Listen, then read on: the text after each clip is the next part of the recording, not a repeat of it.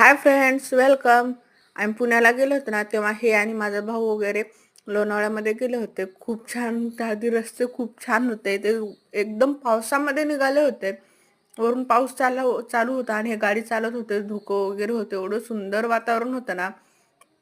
तुम्ही बघू शकता हे तिघही पूर्णपणे भिजलेले आहेत. पूर्ण धुकाळ वातावरण आहे. तरीही ह्यांना जायचं होतं कारण ह्यांना खूप आवडतं लोणावळा वगैरे. आणि जेव्हा कधी आम्ही पुण्याला जाल ना, तेव्हा माझा भाऊ ह्यांना कंपल्सरी फिरायला घेऊन जातच असतो. आणि पाऊस बघू शकता, पाणी बघू शकता किती सुंदर आहे. जेव्हा मी गेले होते ना, तेव्हा एवढं पाणी नव्हतं. होतं इथं पाणी कंपल्सरी असतं, पण थोडंफार होतं मी गेले तेव्हा, कारण मी उन्हाळ्यामध्ये गेले होते. आणि हे गेले तेव्हा एवढं सुंदर पाणी आणि लोक पण बरेच होते. हा टुरिस्ट प्लेस आहे लोणावळा.